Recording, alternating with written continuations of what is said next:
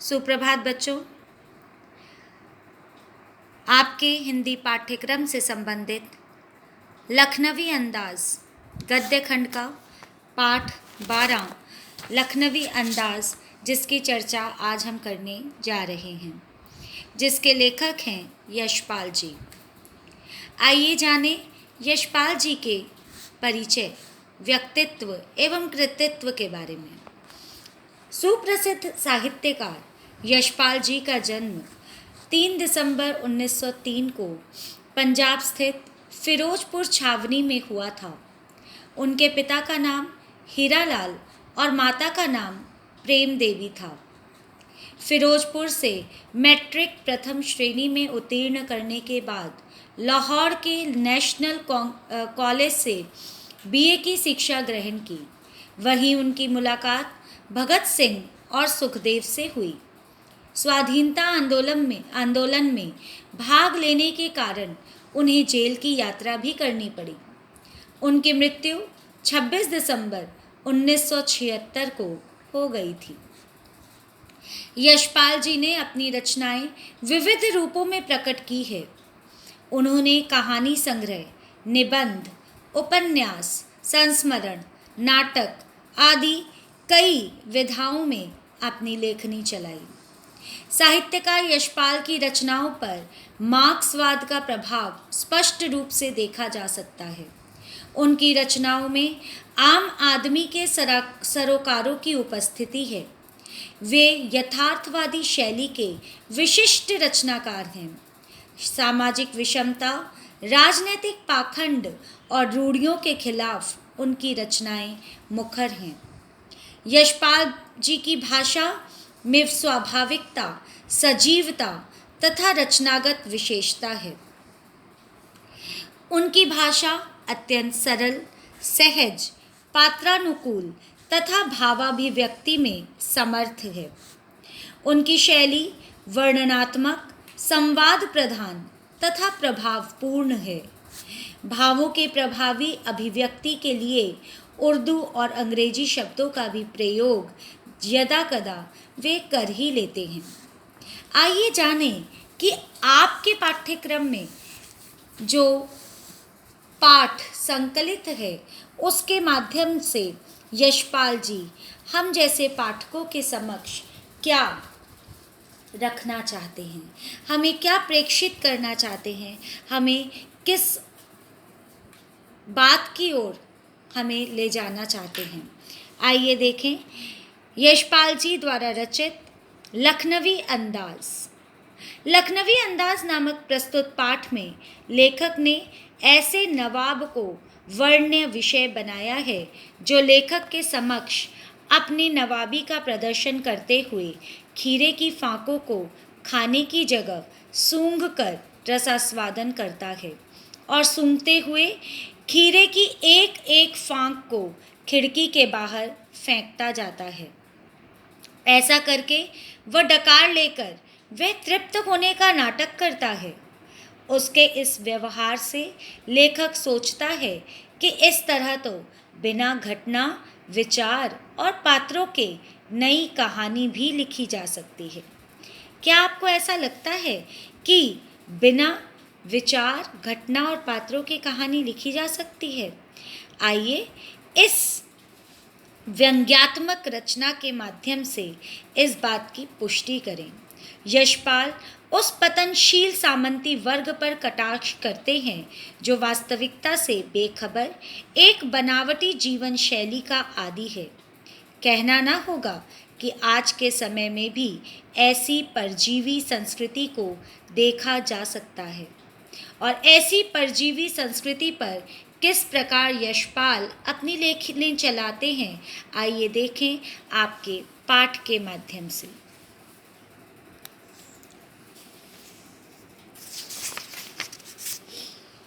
लखनवी अंदाज।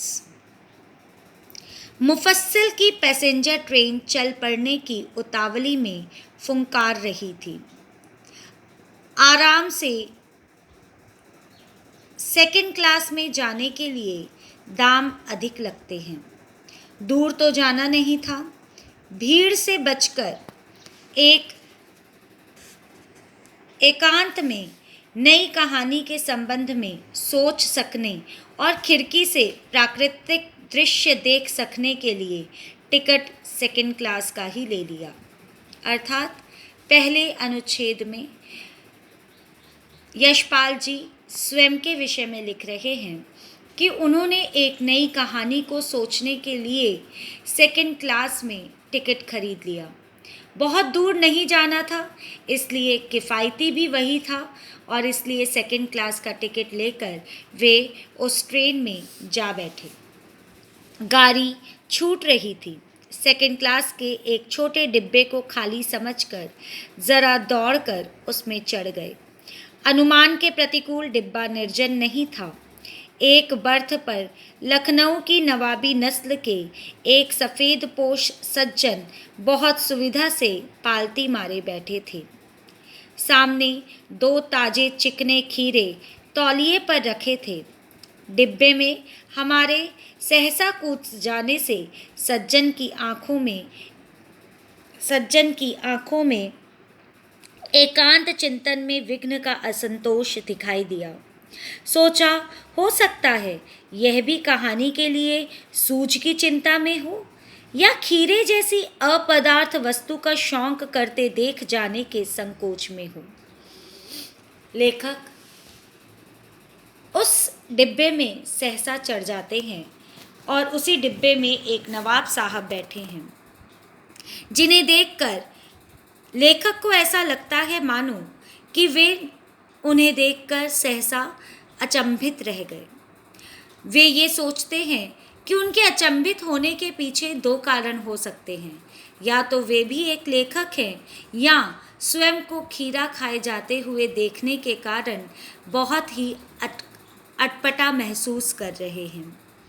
नवाब साहब ने संगति के लिए उत्साह नहीं दिखाया। हमने भी उनके सामने की बर्थ पर बैठकर आत्मसम्मान में आंखें चुरा लीं। जब वे उस डिब्बे में चढ़े तो नवाब साहब ने उनकी तरफ देखना मुनासिब नहीं समझा या उन्हें यह बात अपनी शान के खिलाफ लगी और आत्मसम्मान के कारण लेखक ने भी अपनी आंखें उनसे चुरा लीं। ठाली बैठे अर्थात खाली बैठे कल्पना करते रहने की पुरानी आदत है। नवाब साहब की असुविधा और संकोच के कारण का अनुमान करने लगे। यशपाल जी एक लेखक हैं, इसलिए हर चीज़ का ख्याल करना उनकी आदत है और नवाब साहब के इस प्रकार से असुविधा और संकोच के कारण वे बाध्य हो गए सोचने के लिए कि ये ऐसा क्यों कर रहे हैं। नवाब साहब ने बिल्कुल अकेले यात्रा कर सकने के अनुमान में किफ़ायत के विचार से सेकंड क्लास का टिकट खरीद लिया हो और अब गवारा ना हो कि शहर का कोई सफ़ेद पोश उन्हें मंझले दर्जे में सफ़र करता देखे। नवाबी ठाठ है, वे नहीं चाहते थे कि उन्हें कोई सेकंड क्लास में सफ़र करता हुआ देखे, इसलिए शायद अपने आप को उनसे अलग दिखाने की कोशिश कर रहे थे। अकेले सफ़र का वक्त काटने के लिए ही खीरे खरीदे होंगे। उन्होंने सोचा होगा कि अकेले ही सफ़र काटना है तो खीरे खाते हुए जाएंगे और अब किसी सफ़ेद पोश के सामने खीरा कैसे खाएं। नवाब हैं, अपने नवाबी ठाठ को कैसे रुस्वा होने दें, इसलिए उन्होंने यह सोचा होगा कि किसी ऐसे व्यक्ति के सामने जो स्वयं एक लेखक है उसके सामने खीरा खाए कैसे, इसलिए वो भी अटपटा रहे होंगे, सोच रहे होंगे कि अब क्या किया जाए। हम कनखियों से नवाब साहब की ओर देख रहे थे। नवाब साहब कुछ देर गाड़ी की खिड़की से बाहर देखकर स्थिति पर गौर करते रहे। कनखियों से देखना अर्थात नजरें चुराते हुए देखना। बार बार लेखक नजरें चुराते हुए नवाब साहब की ओर देखते और नवाब साहब गाड़ी से बाहर देख रहे थे। ओह, नवाब साहब ने सहसा हमें संबोधन किया। आदाब अर्ज़ है जनाब, खीरे का शौक फरमाएंगे? एक अच्छे इंसान की तरह उन्होंने अपने सामने एक व्यक्ति को बैठे हुए देखकर खीरे की फरमाइश की कि आप भी क्या खीरा खाएंगे? नवाब साहब का सहसा भाव परिवर्तन अच्छा नहीं लगा। अभी तक तो नवाब साहब उनकी तरफ देख भी नहीं रहे थे। अचानक उन्होंने खीरा खाने के लिए उन्हें संबोधित किया तो ये बात लेखक को अच्छी नहीं लगी। भांप लिया, आप शराफत का गुमान बनाए रखने के लिए हमें भी मामूली लोगों की हरकत में लपेट लेना चाहते हैं। मतलब आप शराफत दिखाना चाहते हैं कि मैं एक सज्जन व्यक्ति हूँ, इसलिए सामने बैठे व्यक्ति को पूछ रहा हूँ। जवाब दिया, शुक्रिया किबला, शौक फरमाए। लेखक ने भी अपना आत्मसम्मान नहीं खोया। उन्होंने कहा कि आप ही खाएं, आप ही शौक फरमाएं। नवाब साहब ने फिर एक पल खिड़की से बाहर देखकर गौर किया और दृढ़ निश्चय से खीरों के नीचे रखा तौलिया झाड़कर सामने बिछा लिया। सीट के नीचे से लोटा उठाकर दोनों खीरों को खिड़की से बाहर धोया, तौलिए से पोंछ लिया, जेब से चाकू निकाला, दोनों खीरों के सिर काटे और उन्हें गोद कर झाग निकाला। फिर खीरों को बहुत एहतियात से छीलकर फाकों को करीने से तौलिए पर सजाते गए। आप देखिए कि नवाबी ठाठ में वे यह सब भूल गए कि वे एक मामूली से खीरे को काटने के लिए इतना प्रपंच रच रहे हैं। उन्होंने उसे धोया, उसे काटा, उसे तौलिए पर बिछाया। लखनऊ स्टेशन पर खीरा बेचने वाले खीरे के इस्तेमाल का तरीका जानते हैं। ग्राहक के लिए जीरा मिला नमक और पिसी हुई लाल मिर्च की पुड़िया भी हाजिर कर देते हैं। उसके साथ खीरा बेचने वाले ने जीरा और नमक साथ में लाल मिर्च की पुड़िया भी हाजिर की थी। नवाब साहब ने बहुत करीने से खीरे की फांकों पर जीरा मिला नमक और लाल मिर्च की सुर्खी बुरक दी। उनकी प्रत्येक भाव भंगिमा और जबड़ों के स्फुरन से स्पष्ट था कि उस प्रक्रिया में उनका मुख खीरे से रसास्वादन की कल्पना से प्लावित हो रहा था। अर्थात वे खीरे की स्वाद को लेने के कारण उनके मुंह में पानी भर आया था। उनको मन था कि वे जल्द से जल्द उस खीरे को खा लें। हम कनखियों से देखकर सोच रहे थे, मियाँ रईस बनते हैं, लेकिन लोगों की नज़रों से बच सकने के ख्याल में अपनी असलियत पर उतर आए हैं। अर्थात लेखक कहीं ना कहीं उसका व्यंग्य बनाते हैं, उसका मजाक बनाते हैं कि एक तरफ तो रईस बनते हैं और दूसरी ही तरफ अपनी असलियत पर भी उतर आए हैं। नवाब साहब ने फिर एक बार हमारी ओर देख लिया। वल्लाह शौक कीजिए, लखनऊ का बालम खीरा है। एक बार फिर शराफत दिखाते हुए नवाब साहब ने यशपाल जी की ओर खीरा बढ़ाया, लेकिन नमक मिर्च छिड़क दिए जाने से ताजे खीरे की पनियाती फांके देखकर पानी मुंह में ज़रूर आ रहा था, लेकिन यशपाल जी ने भी अपना आत्मसम्मान बनाए रखने के लिए इनकार कर चुके होने के कारण अपने आत्मसम्मान को ही निभाया और उचित समझा उत्तर दिया, शुक्रिया, इस वक्त तलब महसूस नहीं हो रही, मैदा भी ज़रा कमज़ोर है, किबला शौक फरमाएं। अर्थात उन्होंने फिर से नवाब साहब को कहा कि अभी उन्हें खाने की आवश्यकता महसूस नहीं हो रही है। नवाब साहब ने सतीक्ष्ण आँखों से नमक मिर्च के संयोग से चमकती खीरे की फांकों की ओर देखा, खिड़की के बाहर देखकर दीर्घ निश्वास लिया, खीरे की एक फांक उठाकर होठों तक ले गए। फांक को सूंघा, अर्थात फांकों को सूंघने की आवश्यकता क्यों आन पड़ी? आइए आगे देखते हैं। स्वाद के आनंद में पलकें मुंद गईं, मुंह में भर आए पानी का घूंट गले से उतर गया। तब नवाब साहब ने फांक को खिड़की से बाहर छोड़ दिया। नवाब साहब खीरे की फांकों को नाक के पास ले जाकर वासना से रसास्वादन कर खिड़की के बाहर फेंकते गए। आप सोच रहे होंगे कि इतनी मशक्क़त करके, इतने परिश्रम के साथ नवाब साहब ने खीरा काटा, उस पे जीरा मिला नमक छिड़का, नमक मिला जीरा छिड़का, उस पे मिर्च लगाई, खाने के लिए तैयार बैठे थे। फिर ऐसा क्या हुआ कि उन्होंने खीरे की फांकों को सूंघा और खिड़की के बाहर फेंक दिया? नवाब साहब ने खीरे की सब फांकों को खिड़की के बाहर फेंककर तौलिए से हाथ और होंठ पोंछ लिए और गर्व से गुलाबी आंखों से हमारी ओर देख लिया, मानो कह रहे हों, यह है खानदानी रईसों का तरीका,